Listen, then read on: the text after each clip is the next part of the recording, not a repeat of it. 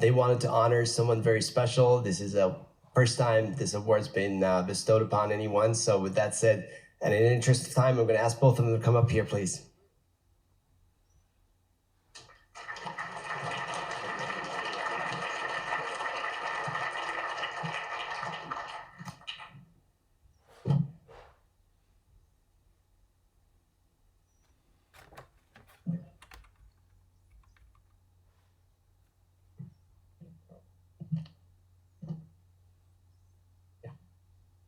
Well, thank you for having us. It's our honor to give a Lifetime Achievement Award to Dr. Howard Tobin. And we wanted to tell you a little bit about him before you may save your round of applause, because he's got a lot that we can talk about, but I know we need to keep it brief. Right. We have just a few minutes, so we'll go through the history really quick. So Dr. Tobin has been around since the beginning, and since the formation of this society, and he was the president from 1993 to 1995. But he served on many committees, and you have a list here. He was a secretary involved with the Ambulatory Surgery Center Committee, and he's still a board examiner. So he's never stopped contributing to this body. Those of you who never got to visit him out in Abilene, Texas, he had a practice that was amazing. I mean, really, for his time, he flew all over the place. People would come to his facility from all over, which was different. Now you hear about that, but at the time, he was the only one. He did color it sort of yellow and orange. He told us both that it was because he had read an article that it was supposed to make people feel happy. But he also treated these as the Miss Universe, Miss United States. He was he routinely treated those ladies because he was a judge also. So I think they were trying to get in good with him when they would come for treatments. They were trying to get a discount on Botox, but they never liked to do it, so we would inject them with Botox. And this is really Dr. Tobin's legacy, right? His fellows, we are his fellows, and he trained 19 surgeons. Some of them have become fellowship directors themselves, and some of them are present here. So this is really his life work and contribution to this academy.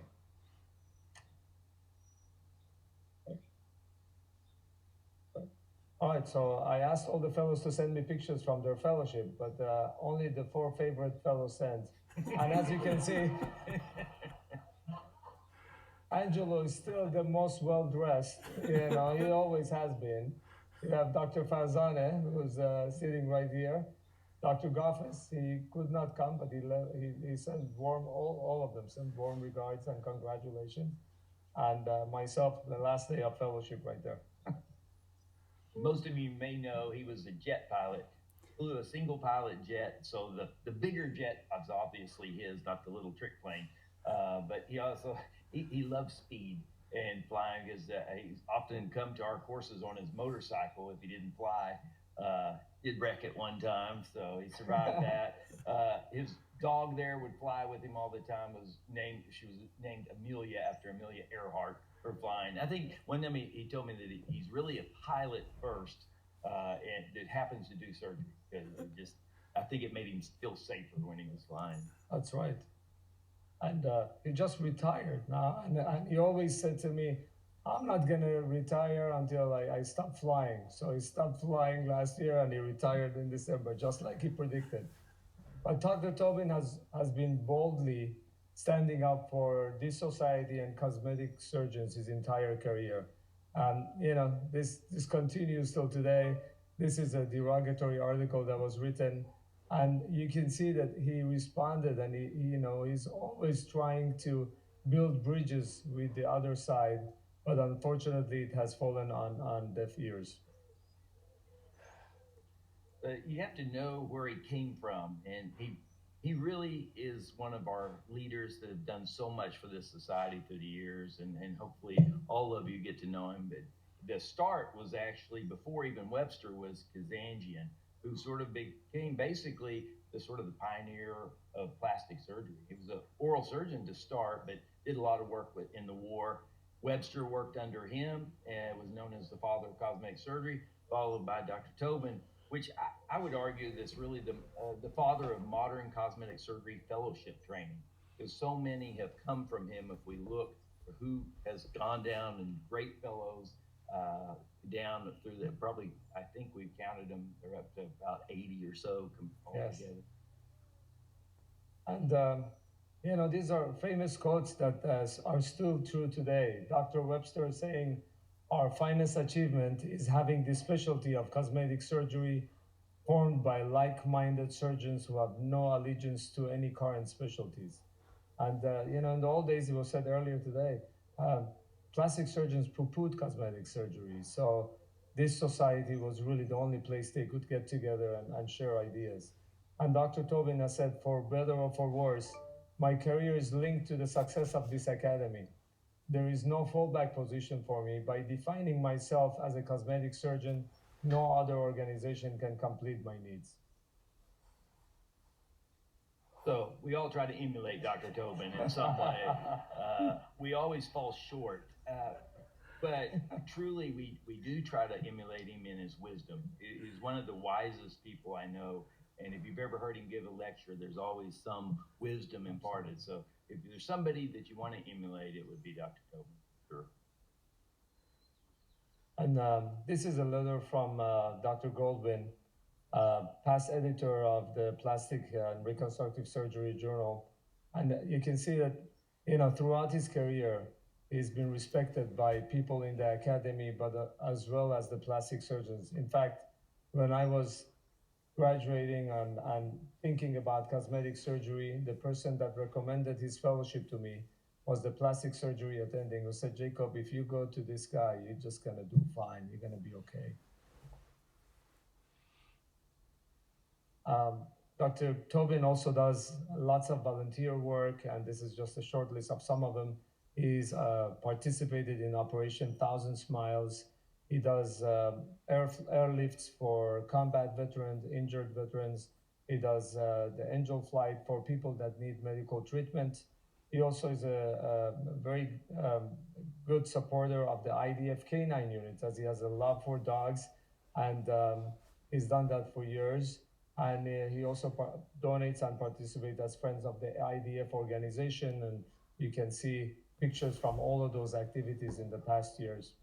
And they've all given him huge awards as well. So he's very humble, and you don't realize how many things that he has done for people and is awarded for. Family, of course, is extremely important. In the top left, you see Dr. Tobin's parents, and top right, his late wife, Gail, his mother, and his aunt, Thelma. And lower left, again, Gail and Dr. Tobin. I remember her in the office helping. You learn from everybody. When you do a fellowship, I tell all my fellows, you're going to learn from me, but you better learn from everyone, because they all have something to teach. And Gail taught me a lot. In the middle is his son, Evan, who's himself an ENT surgeon. And on the lower right, both his daughters, Tracy and Jill. Tracy succumbed to breast cancer a few years ago, unfortunately. It brings us to his new co-pilot and wife, Ruth, who's just a wonderful lady. And really, Tobin is just a different person. My wife met him before Ruth and said, he's a little intimidating, a little scary. And then after Ruth, she goes, he's the nicest man I've ever met. So, she's a wonderful person if you haven't met Ruth. And I know she's training in flying as well. I think just in case,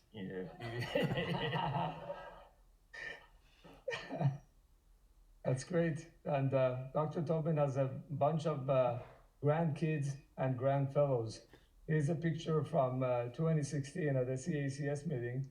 And those are some of my fellows that I trained with grandfather Tobin. And I think we counted between me, you, Pernak, and Victoria Karnlinski. You probably have about 100 grandfellows. So congratulations for so many kids.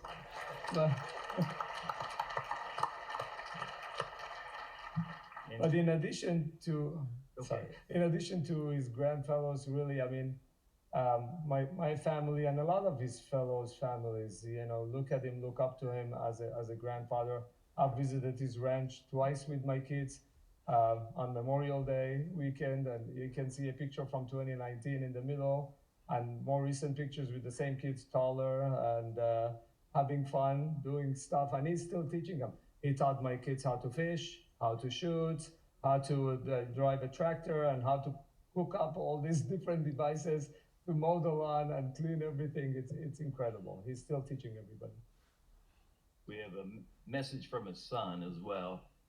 Hopefully this audio will work. Hello, American Academy of Cosmetic Surgery members. My name is Evan Tobin. I'm Howard's son. The honor that you bestowed upon my dad is meaningful not only to him, but to our entire family. We are so proud of him. My dad has been a role model to me. He has led by example, showing me how to be a good physician, a good father, and hopefully a good person. Dad, we love you and we are so proud of you. And even though I didn't follow you all the way to cosmetic surgery, you did lead me to ENT, and that is something that I am grateful for. And I want you to know that I think about you every time I straighten a nose that also has something wrong with it on the inside, or do an otoplasty. And of course, I think about you when I'm stopping a nosebleed and wish that I had some lamb's wool. I'll let you explain that to your friends. But have a great weekend. We love you, and we're so proud of you. Hi, Dad. I just wanted to say congratulations on your Lifetime Achievement Award. We are all so very proud of you. This is most deserved. Wish we could have been there this weekend to celebrate with you, but have an amazing time reconnecting with colleagues and enjoying the moment. Again, we are all so proud of you. We love you, and congratulations. I know from Jacob and I, our lives would be completely different. We wouldn't be probably friends today. We wouldn't know each other. Our last entire 2 or 3 decades of life, we wouldn't be able to do what we do today and impart it to others. So we just can't thank you enough. I think this couldn't go to a better person as the first Lifetime Achievement Award for the AACS. Absolutely. I just want to say this. Thank you, not just for training us, but for your leadership, humility, honesty, humanity, compassion, friendship, courage, and passion for cosmetic surgery and life. You have inspired a whole new generation of cosmetic surgeons to follow in your footsteps, and we thank you for that.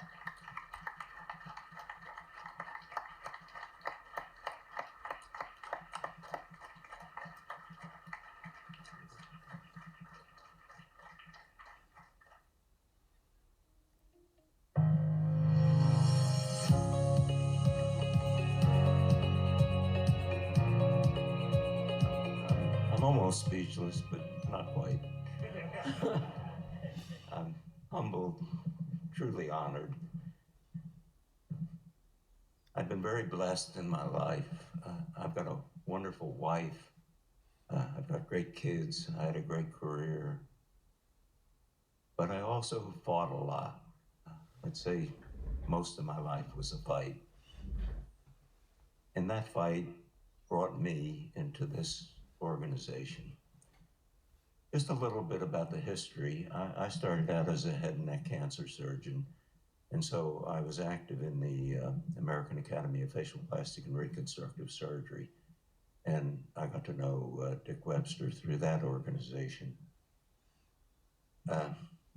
As a cancer surgeon, of course, I was doing a lot of reconstruction, and that led to me doing cosmetic surgery. And of course, in those days, we scrambled. We'd go and watch people.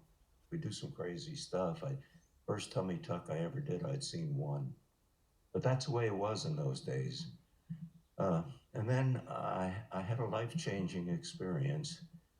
Shortly after President Nixon opened up China, the American Academy of Facial Plastic Surgery sent a delegation of about 8 or 10 of us on a teaching mission in China. Incredible experience. And in that group was Dick Webster. And somehow Dick and I hit it off. We became good friends. And then shortly afterwards,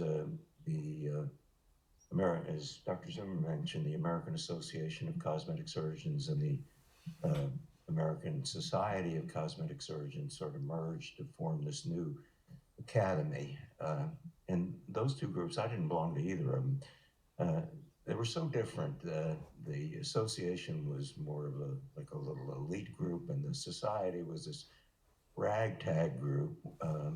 And one of the main leaders of that group was Julie Newman.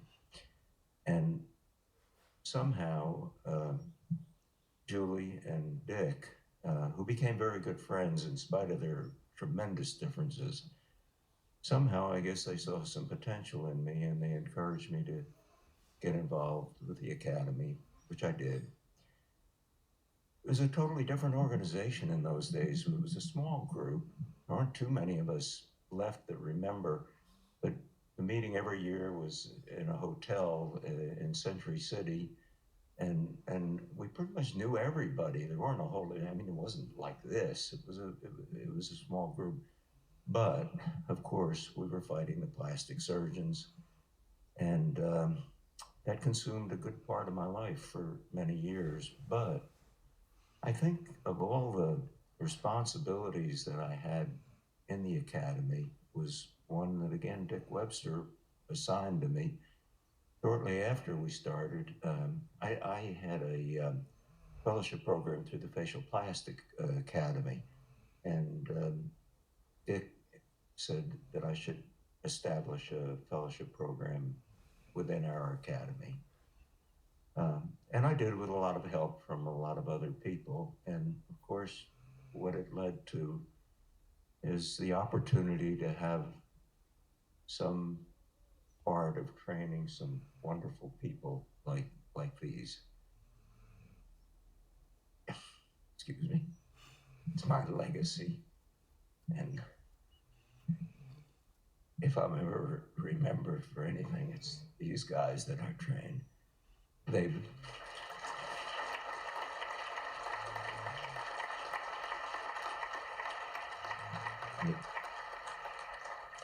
They far surpassed me in so many ways.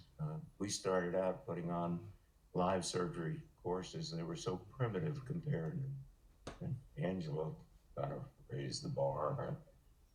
And I just can't tell you how much it means to have a part in training. So for those of you, get involved. Give to the academy. I promise you, you will get more. I've been blessed with a pretty successful practice. I wouldn't have had it without the academy. The academy opened so many doors to me. I got an opportunity to lecture in so many places. I got patients from every area. So I guess if there's ever a lesson, if you give, you'll always get a lot more. So thank you so much. I just have to conclude by saying I have so much esteem for these two guys. They both have operated on me. Yeah. Now, unfortunately, one of them left a foreign body. We're negotiating. But thank you very much. I'm truly humbled and honored.